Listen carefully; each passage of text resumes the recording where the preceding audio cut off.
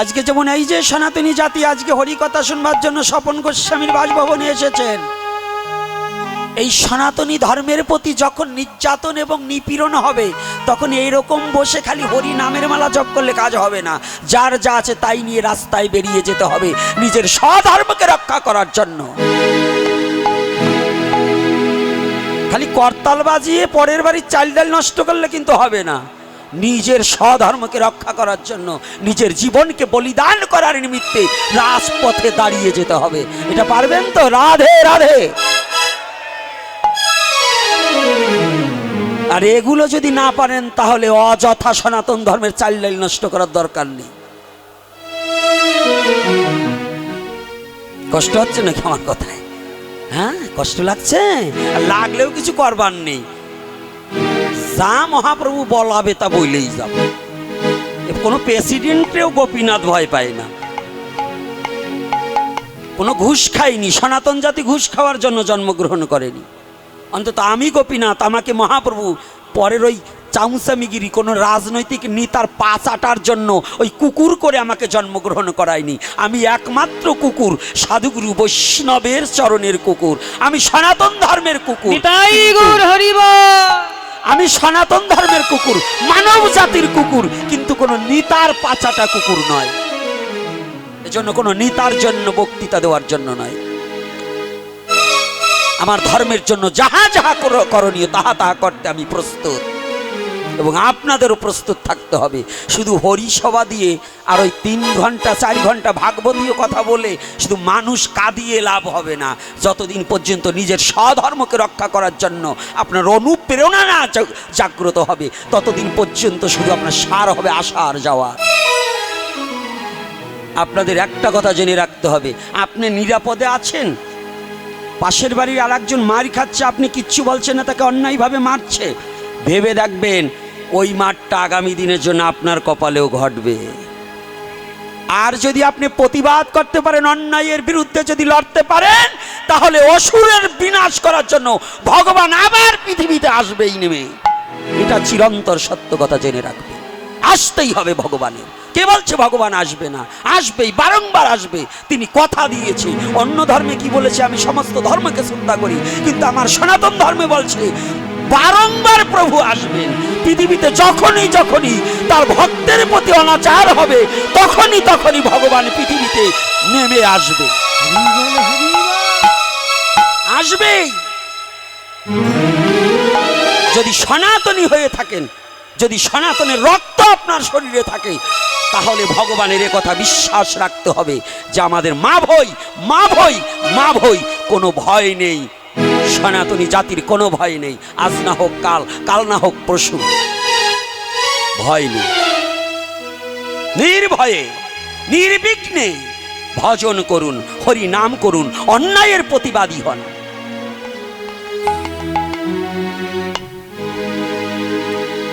তবে সাবধান, নিজের ধর্ম মেনে চলবেন, পরধর্মকে সম্মান করবেন। অন্য ধর্মের আমাদের নিয়ে হাতাতে হবে না, অন্য ধর্মের কোনো কথা আমাদের বলতে হবে না।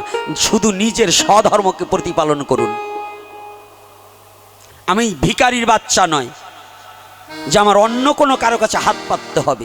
আমি ভিখারি হয়ে জন্মগ্রহণ করিনি, ভিখারির বাচ্চা হয়ে জন্মগ্রহণ করিনি যে আমার অন্য কারো কাছে হাত পাততে হবে। আমি সনাতনে জন্মগ্রহণ করেছি। আমার সনাতন কারো কাছে ভিক্ষার হাত বাড়িয়ে মানুষ হয় না। সনাতন হতে হবে, সনাতনী কথা নিয়ে ভজন করে এগিয়ে যেতে হবে, হরি নাম করে এগিয়ে যেতে হবে, ভিক্ষাবৃত্ত জীবনে নয়। কি রাগ হচ্ছে নাকি? কষ্ট হচ্ছে? আরে দুই সাইডে রবে না। ওই 5টা কুকুর আছে না, ইলেকশন আসে গেছে, ওই নেতার কাছে 5,000, ওই নেতার কাছে 10,000, ওইগুলোই ঘাটে পথে নাতি খাবে। কোন নেতার টাকা খাওয়ার জন্য আমার জন্ম হয়নি। হাত পা সব আছে, মিছে কেন ভয়? চেতনা রয়েছে যার, সে কি পড়ে রয়? চেতন শক্তি জাগ্রত করো, চেতন শক্তি জাগ্রত করো। কারো কাছে হাত পেতে ভিক্ষাবৃত্ত জীবন রক্ষা করার জন্য নয়। কর্ম করে টিকে থাকবো, কর্ম করে লড়াই করে স্বধর্মকে রক্ষা করব। তথাপিও অন্যায়ের সাথী হওয়া যাবে না। অন্যায়ের সাথী হবেন কেন? কি প্রয়োজন আছে? সত্যই সনাতন। আর যে সনাতন ধর্মে জন্মগ্রহণ করছে, সনাতনকে যে প্রতিপালন করে, সে কোনোদিন অন্যায়কে আশ্রয় দিতে জানে না। বলো না গো রাধে রাধে।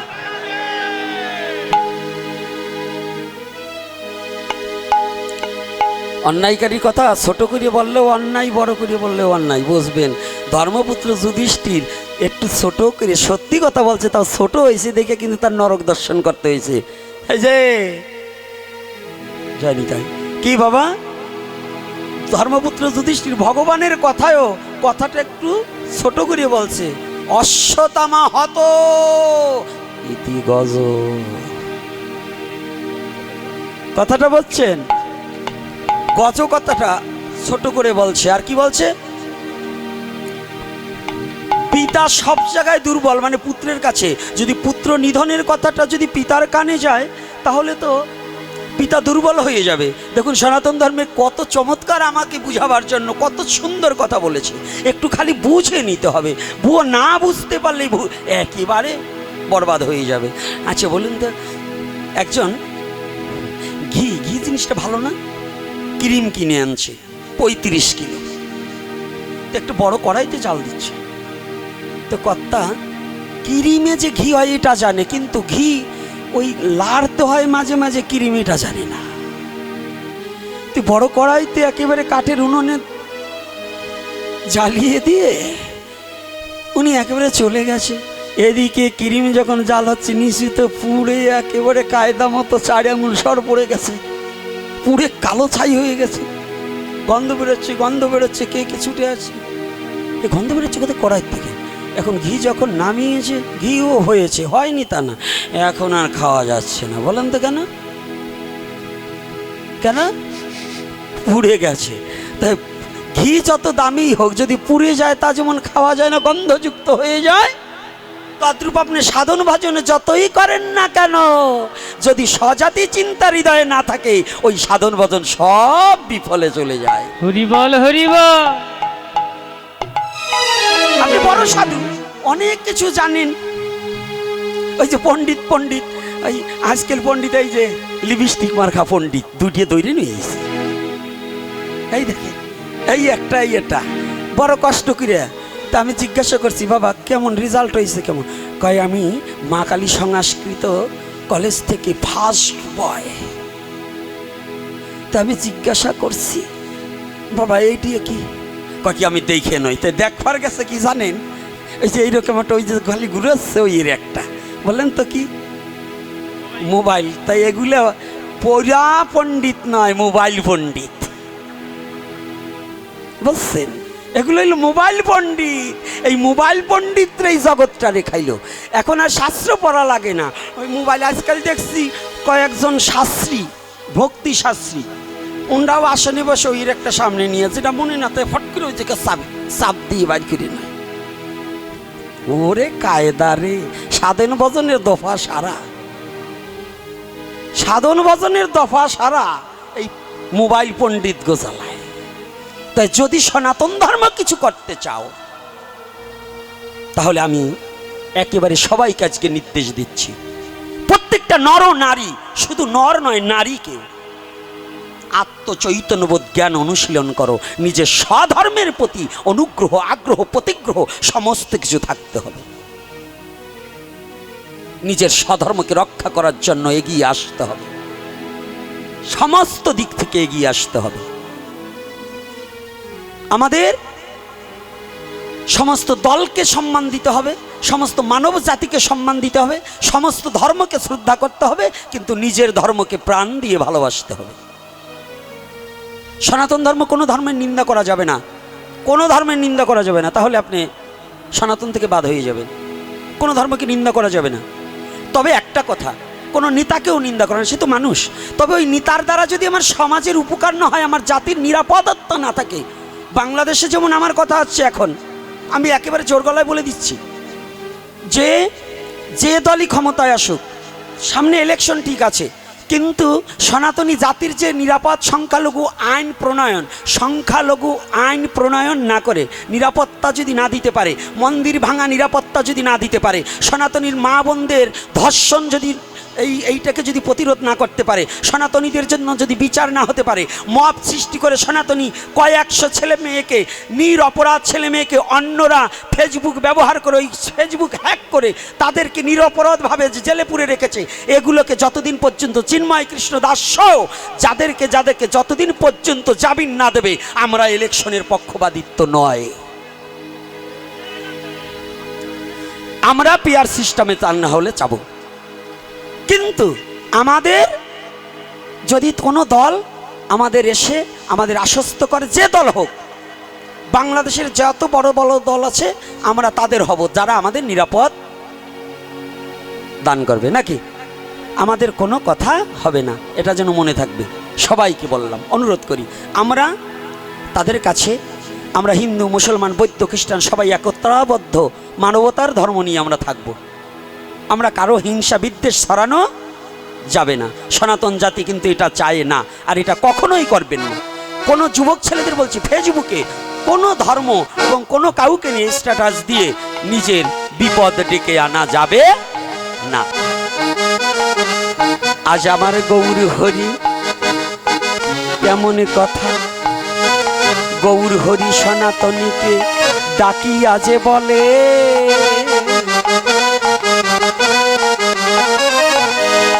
কেমন কথা প্রশ্ন করলে তুমি হেন কালে,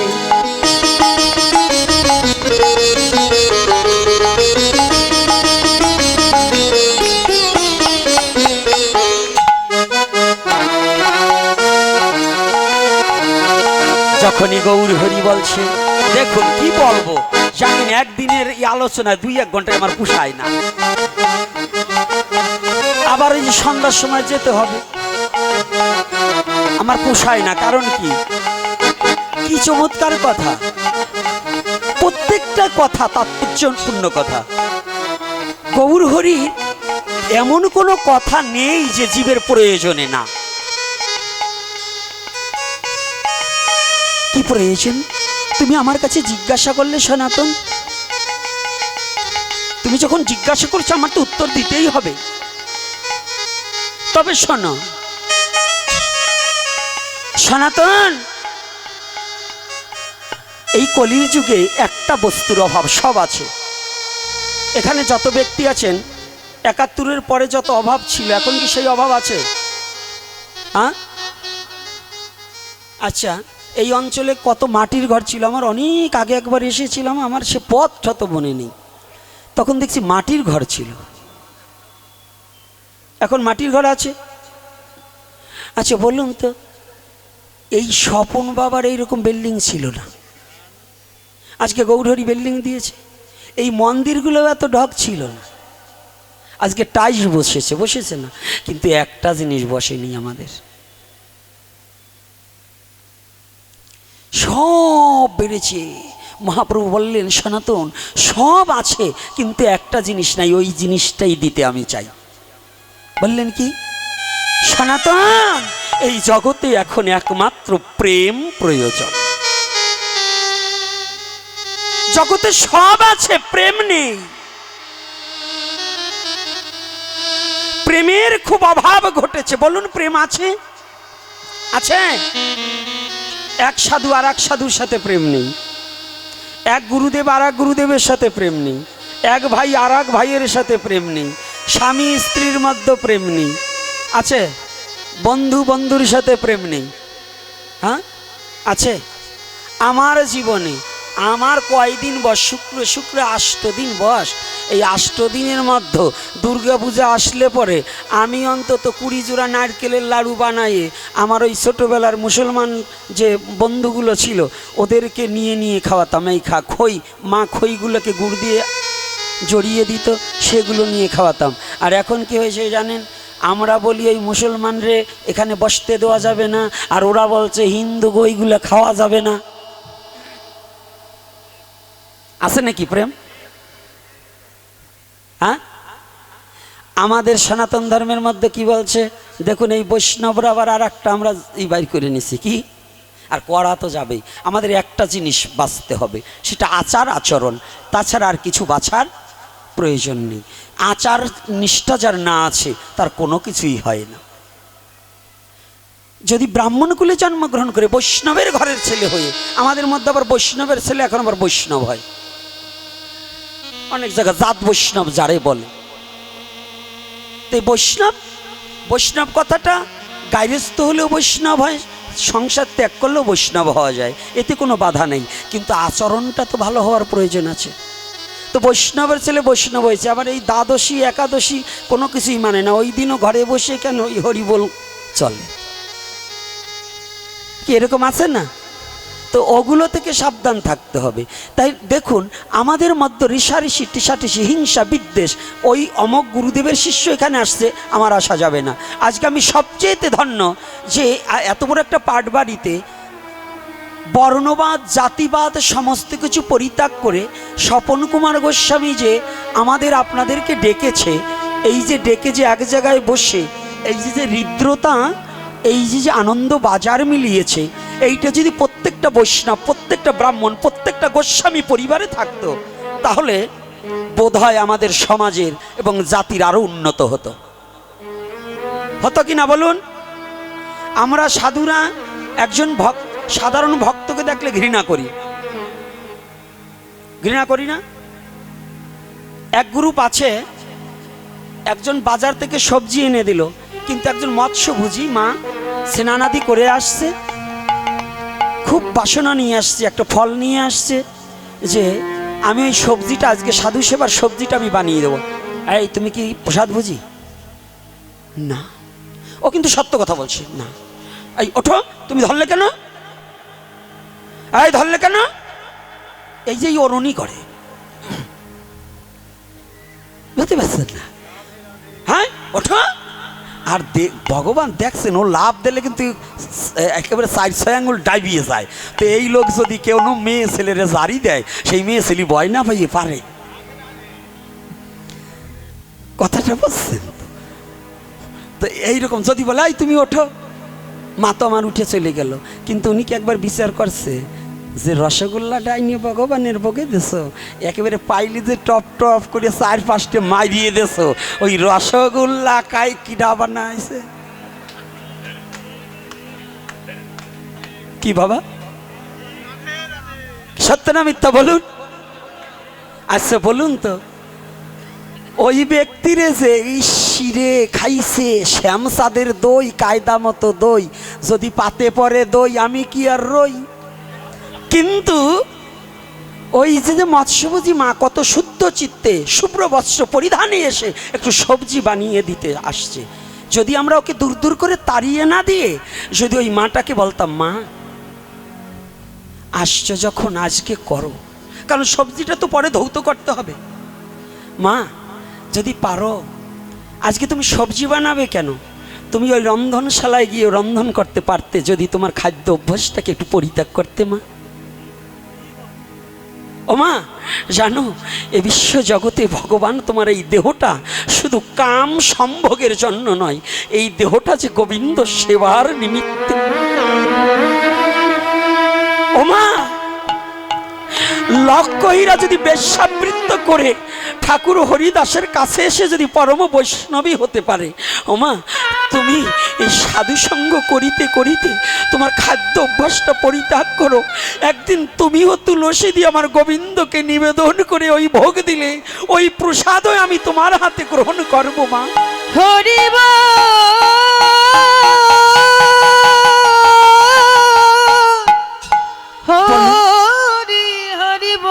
যদি এমনি করে তাকে 10 দিন বলা হয়, দেখবেন ওই মা চেষ্টা করবে খাদ্য অভ্যাস পরিত্যাগ করতে।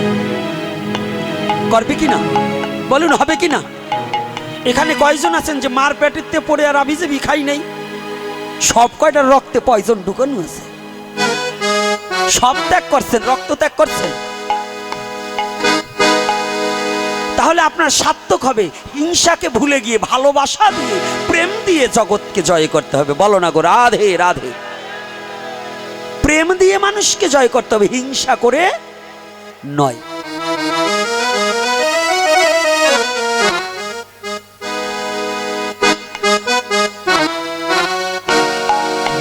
কি আরো কিছু সময় করবো না বন্ধ রাখবো?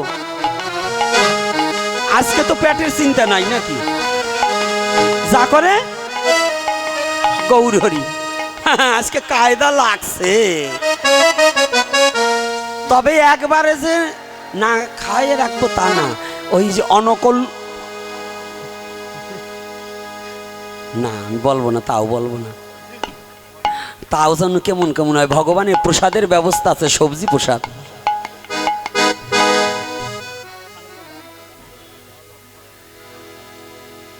ফল সবজি, ওরে বাবা লোভটা কায়দা কি। বৃন্দাবনে আছে এক বামী বৈষ্ণবী, একাদশীর দিনেও তার জন্মাষ্টমী। এর সত্যি কথা বলি, একেবারে একটা সত্যি কথা বলি, আমার এই একাদশী এই সাধু হয়েছি খাওয়ার লোভে। আমার এক ঠাকুরদাদা ছিলেন ভালো কীর্তনিয়া, ওই বুড়োটা চলে গেছে, নাম হচ্ছে খগেন বাবু। তো উনি আমাকে নিয়ে যেতেন সাহাবাড়ি। তো তখন আর একাদশী কি জিনিস এত বুঝতাম না। এখন বুঝি যে আমি একাদশী টসী বুঝি না, আমি একাই দোষী। আর তখন একাদশী কবে আসবে এটা একটু ভাবতাম, যে 3 দিন পর পর এটা করি একাদশী হইতো তো ভালো হইতো। বলেন তো কেন? আমার জন্মমাটির পাশে ওই 3 কিলো 4 কিলো পাশেই সাহা গ্রাম আছে, সাহাপাড়া, বাটিকামারি নাম। তো ওখানে গেলে পরে তারা করতো কি, এই কীর্তন দোকান করাই ঠরাই একটু কীর্তন টীর্তন করতাম ছোটবেলায়, ভালোই কণ্ঠটণ্ঠ ছিল। এখন তো শেষ, এখন ওই যে বাদুরে 60-র মতো চেহারাও গেছে, শক্তিও গেছে, ভক্তিও গেছে, কিচ্ছু নাই। তো যাইতাম দাদুর সাথে, গেলে পরে ওই করতাল বাজাইয়ে উনি আগে কীর্তন করতাম, আমি একটু পরে পিছনে গাইতাম। তো ছোটোবেলার কথা তো, তো কীর্তনে খুব একটু জমলে পরে আদর করতো সবাই। কারণ তখন আর ওই কাম কামনা দেহে ছিল না, তো ওই মায়েরাও জড়াই ধীরে কত আদর করত। আর এখন এই ওষুধটার কাম কামনা আছে দিয়ে মাগো চরণ সবার দেয় না। তো এইবার গেলে পরে ওই হরিবাসরের পরে কীর্তন 4 করার পরে বাবা এত বড় একটা থালিতে 5-7 খান লুচি দিত, 4 আটার রুটি দিত, ছোলার ডাল, এতগুলো তরকারি, একেবারে পেটও কায়দা মতো ছিল। পেট এখন একটু চাইপে গেছে, তো এই সারা গায়ের মধ্যে এই খালি মাথাটা বাদে সব জায়গায় খোল। কথাটা বুঝছেন? আমার এই মাথা বাদে মানে যেমন এই আমার বাউ পাশে এটা বসা, 100 কেজি চাইলির অন্ন একবারে ধ্বংস করবে, তারপরে কয় বাবা একটার উপরে একটা তুই কেবল সাজাইছি। মাঝে মাঝে অবাক হয়ে যায় যেটা করে কি। তাই শোনেন, আরে আনন্দেরও তো দরকার আছে, আছে না বাবা? যেখানে আনন্দ নাই সেখানে গোবিন্দ নাই, যেখানে আনন্দ সেখানে গোবিন্দ, তাই না বাবা? নবরসের গৌর আমার উদয় নদিয়ায়, নব মানে নূতন, নব মানে নয়, নাকি? নূতন রসের কথাও বলতে হবে। ভাগবতে আছে সবই যাহা চাবি তাহা পাবি। সব পোলাপান কি হরি কথার জন্য আসছে? কেউ আসছে গোপীনাথরে ইউটিউবে দেখে একটু দেখে আসি, আর কেউ আসছে উনি যে হাসাহাসির গল্প মাঝে মাঝে বলে একটু হাসি আসি। তা হাসলে 2টি উপকার হয়, কি হয় জানেন? হাস্যরস উপলব্ধি করা হয়, আর হার্ট ভালো থাকে, কোনো ব্যতিগ্রস্ত হয় না। এই জন্য হাসার গল্পও প্রয়োজন আছে। তো বলুন তো, এই 7-8 খান লুচি, 4 খান রুটি, ছোলার ডাল 1 বাটি আর সবজি 1 বাটি হইলি, তারপরে আবার রসগোল্লা 4-5টা। বলেন এইরকম বসান দিলে পরে একাদশী 2 দিন পর পর হইলি অসুবিধা আছে? আর 2 দিন পর পর, আমি তখন খালি ভাবতাম 2-3 দিন পর পরই একাদশী হয় না কে। আর ওই ঠাকুর দাদারে বলতাম, ও দাদু কি বলো তো কবে একাদশী? তো এই জন্য বলছি, তো সেইটা থেকে একটু নিষ্কৃতি পাইছি। তো কিছু লোকের যদি ওই রকম আমার বাবা যে ফলের কথা বললো, যদি 2টো কমলা, 2টো পেয়ারা, 4টে কলা, আরে তবু খান, তবু একাদশী কইরেন।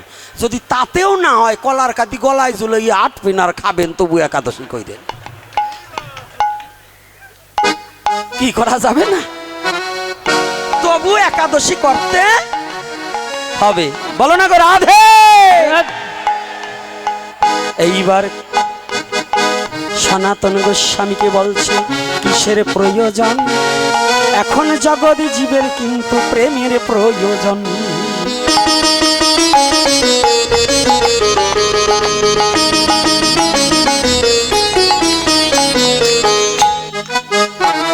দিয়ে বিশ্বজগৎ জয় করা যায়।